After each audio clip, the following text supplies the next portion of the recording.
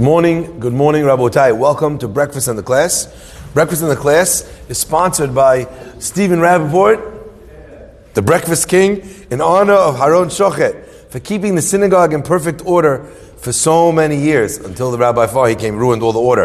In celebration of the fourth day of Chanuka, Hazaku Baruch, Haron Shochet, for everything that you do every single day for the Bet HaKnesset. Breakfast in the Class is also dedicated in loving memory of Jacob's father, Shaul Ini Alav Shalom, Le'ilui Nishmat Shaul ben Victoria, sponsored by Raquel and Jacob Ini and family. This week of Cold Brew was sponsored by Emmanuel Zara, dedicated in honor of Haron Shochet. Double whammy, Haron. So have breakfast and coffee. Thanking him for his patience, kindness, and all the work he does for the synagogue and community, and for answering my annoying questions without being annoyed. Yishtabach Shemo. And finally, the week of Cold Brew, sponsored by David E. Ash in honor of you and your substantial capacity to do good today and every day. Beautiful. My friends, I wanted to share with you one interesting idea about the outcome of Hanukkah. You know, we mentioned already a couple times in various different iterations the fact that sometimes people see the end of the story as something which is really the middle. They think that the story ended here, but actually that's not where the story ends. I'll give you an example. The brothers, they have this problem with Yosef. What do they think the end of that story is? They sold him. And they're thinking, Hazak, vinit hazek. The story is now over, we got rid of it. That's not the end of the story. Where is that? That's the beginning of the story, right? Many examples like that. We're familiar with the story of Hanukkah. You think, wow, fantastic, they won the war, end of the story. We've already explained that actually that wasn't the end of the story. They waited one more full year in order to be able to institute the laws, the Shana Acheret, like the Gemara says. They waited another full year. Why? Because they were waiting to see, would this miracle, would it result in something good, or would it result in something bad? Would the Jewish people just become as good or equal to the people that they replaced as the bullies in the playground? Would they just become the new dominant force in the world and trade in their legacy for the legacy of the Greeks? You beat the most powerful superpower. What are you, de facto? You're the most powerful superpower. So the Jewish people stood a risk of actually following in the ways of the people that they beat, and that would have been the most ironic and depressing turn of events, wouldn't that? Wouldn't that have been? So therefore they waited to see how would the Jewish people respond. 1 year later, when they were satisfied that the Jewish people actually were held in abeyance, they stayed the Jews that they once were, even with victory, even with success, right? Sometimes with success comes a very heavy price, like many ways we witness in this country, where the success of the Jewish people and the relative freedoms that we have cost us in terms of Jewish identity, in terms of assimilation, and in terms of intermarriage. So many times what people think is the end of the story is really only a chapter somewhere in the middle. And sometimes it's even the beginning of the story. My friends, the story of the Chanuka, which was the end of the suffering of the Jewish people, marked the beginning of the end for a family whose name was Hashmonai. And it is frightening to think that this family that became, in that moment, the shining heroes of the Jewish people, they laid a foundation for renewal, for rebirth. They saved the Jews. And what did they save the Jews from? Assimilation, connection with the Greek way of life. Eventually, this group, this family, would become watered down. They seized the kingship along with the kihuna. And in the aftermath of stealing the kingship, becoming the kings of Am Yisrael at that time, they were slowly but surely whittled down until the very last Hashmonai was a woman, a royal-blooded, so to speak, princess. And the final moments of her life, she's running through the palace with the person who ran the mutiny, who was a slave of the king, of the previous king. He wasn't Jewish. Chasing after her to forcibly take her and to have children through her to continue to become the king, She ran up to the roof. She says, anyone that says they come from the line of Chashmonaim, let it be known that they are a slave, because I am the last of my line. Right? And she jumps off the roof of the palace. What a horrible, horrible end. And the rabbis say that actually took place. Why? Because the Chashmonaim, who were Kohanim, they come from the tribe of Levi.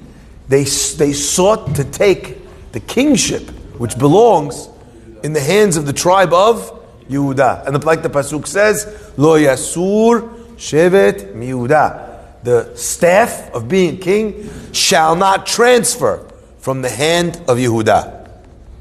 So this story, which looks like the beginning of a happily ever after, is in fact, for the Chashmonaim family, a very unhappily ever after. And there's a tremendous lesson to be learned in that, in the decisions that they made and in the mistakes that they made. There are times in a person's life where their behavior needs to be aberrative. It needs to be out of line or not in sync with the person's general character. Take, for example, Yaakov Avinu, who goes to the house of Lavan and says, Im Lavan Garti, I lived with Lavan, but you know what? I'm as Achiv Ani Biramaut. I'm his brother in trickery. He wants to trick me. I'm going to figure out how to make sure that he doesn't hustle me, that he doesn't take advantage. Achiv Ani Biramaut. Yaakov Avinu dresses up like Esav. He has to be very careful that the man of truth doesn't actually lose his identity because of something he needs to do or be for a specific amount of time. Every single mitzvah that we do with the right. Every mitzvah. Not only that, you make a beracha, you're supposed to pick up the food with the right hand. That's what we do. All these things are right-handed. There's one mitzvah that we do, actually two, with the left hand. One is the lighting of the candles. It's on the left side of the door. We also light from the left side to the right, okay? And as well, the mitzvah of tefillin. Now that's a strange thing, because the reason why we do mitzvot with the right is because the right is associative with strength. Yeminecha amonai ne'edari b'koach. Your right hand, Hashem, is adorned with strength. Hashem doesn't have a right hand. He don't even have a hand. So what are we saying? We're using the terminology, because in the vast majority of the world, a amount of people are right-handed. So since they're right-handed, which is their stronger arm? Their right arm. So when a person does mitzvot, they should be done with strength. Right? So it's an unbelievable concept that all mitzvot should be done with strength. You come pray, don't pray like this. You do the right thing, don't forget why you're there. Understand, recognize, and double down on the fact that you have an opportunity to do something with a big smile. You could, just a couple of days ago, a guy called me up. He said, Rabbi, I want to tell you, I just want to share this, it's so beautiful. He says, I was inspired by the fact that you talked about doing your very best in a mitzvah. You talked about it when a person lights one candle, according to Beit Hillel. I always wanted to support a yeshiva. I can't support a yeshiva, so instead, even if I can't support a whole yeshiva, I decided at the very least, let me take one or two people and support their journey. You take a rabbi, you support him on his journey to becoming a rabbi. 2, 3, 4 years he's in yeshiva, studying to become a rabbi till he's ordained. He needs someone to support him during that time. So you support him during that time. Now all of his future, career and his classes and his good that he does in the world, that's because of you. You helped him through that time, through his studies. You helped him, you'd allowed him to become ordained. The guy says, if I can't do a whole yeshiva, why don't I start with whatever I can? A yeshiva is made up of individuals. And the man is now going to be sponsoring 2 people throughout all of their studies to become a rabbi. Unbelievable mitzvah, right? But my friends, I want to share with you the way he said it. He says, I'm not a super wealthy guy. He says, but I always learned that when you give tzedakah, it has to hurt a little. It's got to be a little bit more than you give easily. Sometimes you have change in your pocket. I hate having anything in my pocket. If my wife asks me to put the keys in my pocket when I go to a wedding, I'm like, oh. I wanted to buy her the clutch, not because I want to buy her a gift, just so she can have stuff in her pocket. This idea, there's no pockets in my gown. I want to sew all the pockets of my jacket close. I'm like, oh, sorry, honey. Sorry, there's no... if I could, by the way, when I went to a wedding with valet, I would check in the items in my pocket, by the way. I don't like having things in my pocket, all right? So Baruch Hashem, in the back of my phone, there's a little wallet over there. It's even attached to my phone. I don't carry anything in my pockets, okay? You have change in your pocket. It's driving you crazy. You put it in tzedakah. You did yourself a favor. You know what I mean? You want to get rid of your change. When you give tzedakah, it's supposed to hurt a little. Because you're giving tzedakah, you're doing kindness with givurah, with strength. So therefore, everything is done with yamin. How come, therefore, the candles of Chanuka are on the left side? Not only that, what do we say? Ala nisim, ala purkan, ve'ala givurot. Givurot is left side or right side? Right. Ironically, left. Why? Opposite. Why? Because HaKadosh Baruch Hu's greatest strength is in kindness. El, which indicates might, where does it appear? Right? What does it mean? El, if you look in the Sefarim, that means God's might. What is God's might? His might is in His tzedakah. God's greatest strength is in His. Why? Because the greatest strength is in overcoming the self, yani. Okay? But the point here is, so why would we light? If givurot, it shouldn't be on the weaker side. Yadecha, yadkeha, the weaker hand, like we say by tefillin. You know what the answer is? So beautiful. The answer is we were strong. We did great things in overcoming the Greeks. Fantastic things. We were mightier than mighty. There was many in the hands of the few. The strong in the hands of the weak. That's double givurah. But the point is that we don't ever want that war should be our strength. We don't want that. Israel's army is called Tzva Hagana, it's defense force. We have to, because otherwise we'd be dead. So we have to have the army. But if we could not have the army, like Costa Rica, Fadal, we would love to not have an army. But it's born of necessity. It is not the Jewish aim to take over the world. It has never been the Jewish aim to randomly start conquering as many countries as we could. By the way, even if we could, we have no desire to do so. So therefore, we remind ourselves that the right side should be the mezuzah, the scroll, hakol kol Yaakov, v'hayadayim yidei Esav. It's something that we have to do sometimes, but it's not who we want to become. The Chashmonaim had to do something. They needed to step up. Did they do the right thing? Absolutely. And they are remembered in the most positive light forever and ever for it. But because they didn't shift back out, that power that they tasted in war, they enjoyed too much. So they took that power in terms of being the king, and what happened? They weren't in their lane. You know, most people think, wow, what a horrible punishment.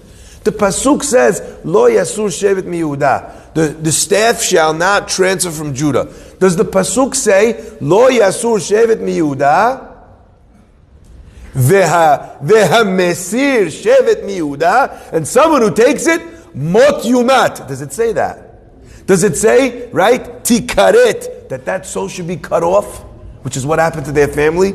It doesn't say in the Torah that the punishment for that is death. Why were they punished so horribly? My friends,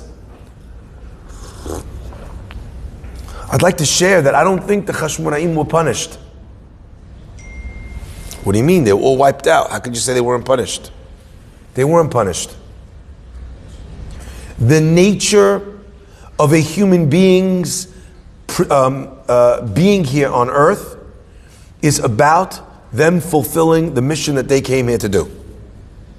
You are here because you're supposed to be here, because you're supposed to do something.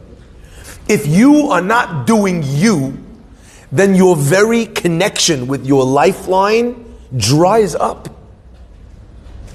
Imagine someone takes a scissors and they cut their tube that's giving them oxygen, would we say, oh, look, you see, Hashem punished him, he died?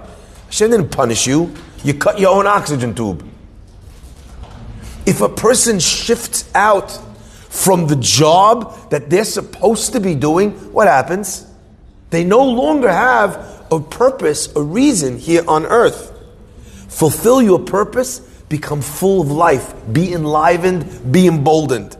Abandon your purpose, abandon your lifeline. They became the kings. They weren't supposed to be the kings because Lo Yasu Shevet Mi Yehuda. What happened? They stopped existing. Because the purpose of existence is to fulfill one's mission.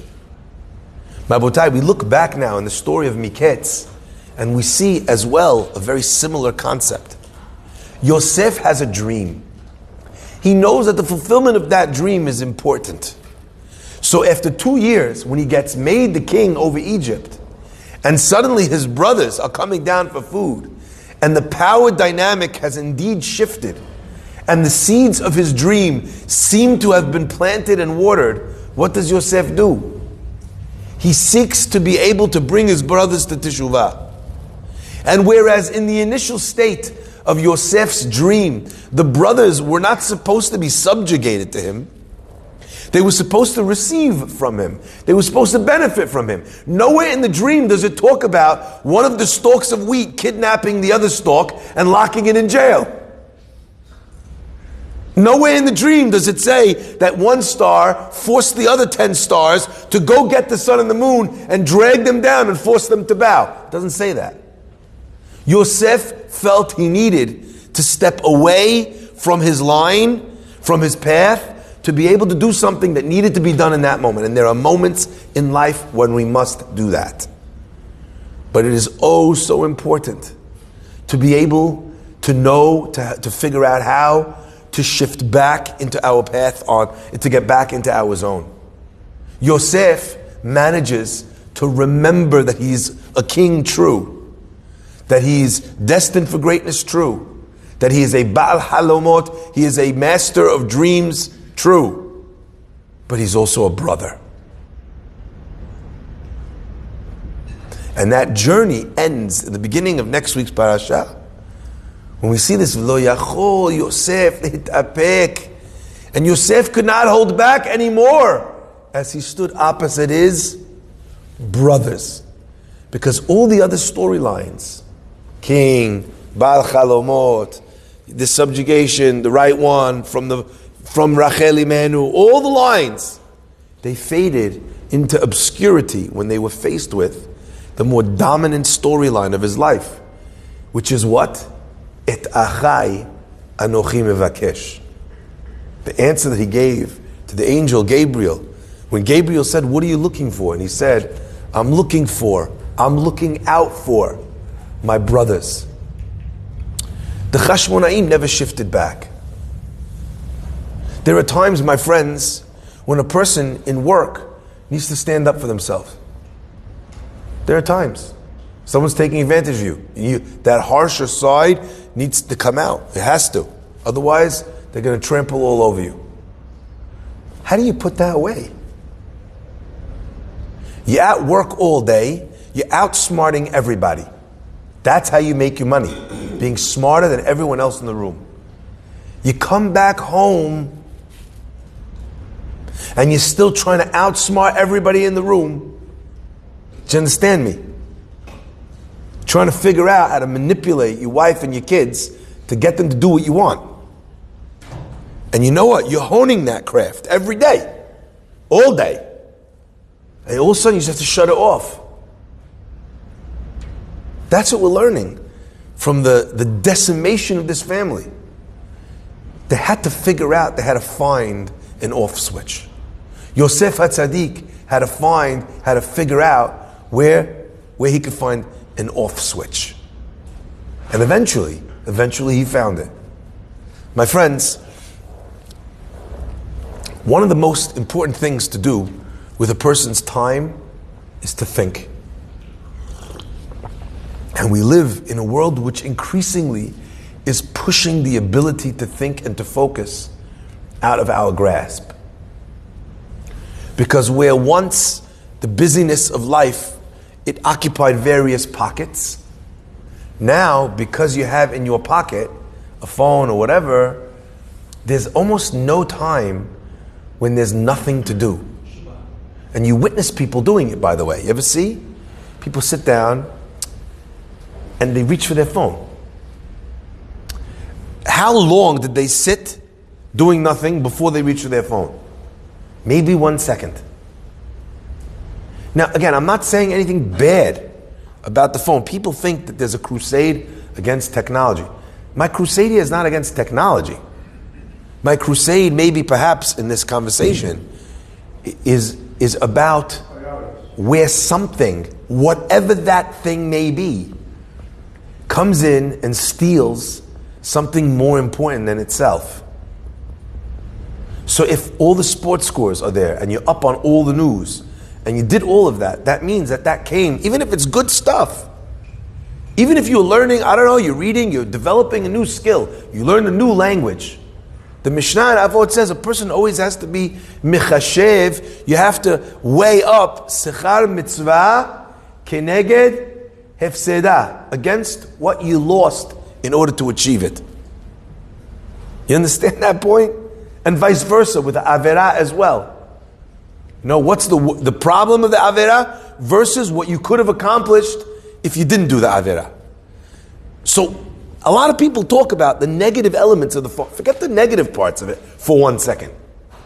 Let's just talk about what you lost when you never give yourself time to think. When you're uncomfortable just being alone, silent in your thoughts. Because how is a person supposed to remember or figure out what they're supposed to be or where they're supposed to be going if they don't have time to contemplate, to think about it? How are you supposed to do that if you can't think about all the signs that Hashem is sending you? And the only way to think about them is to spend the time to think. You know, I imagine that there'll be a time when we'll set an alarm on our phone to tell ourselves to turn the phone off so that we could have some time without the phone. But then it will be the phone as well that will ring the second alarm telling us that the time without your phone is over and it's time to come pick it up again. Your phone is your neediest child. Look at me, look at me, look at me. It's important not to lose focus of your purpose, of your mission. Because ultimately, your sustenance, your mazal, your biracha in this world comes from the time, the energy, and the focus that you have on being the person that you were supposed to be when God sent you to this world. Lose focus, we know the end of that story. Gain focus, Yosef HaTzadik saves his whole family.